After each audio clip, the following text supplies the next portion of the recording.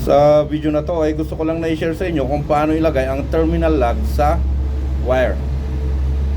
Sa mga hindi nakakaalam, mahirap po na ilagay ang terminal lock sa wire na pang DC.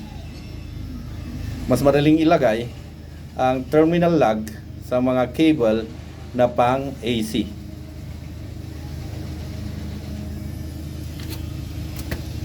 So, simulan na natin. Ayusin muna.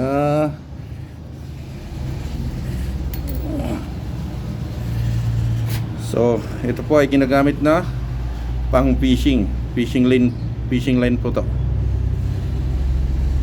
Ito ang gagamitin natin para may pasok natin yung terminal lock sa wire.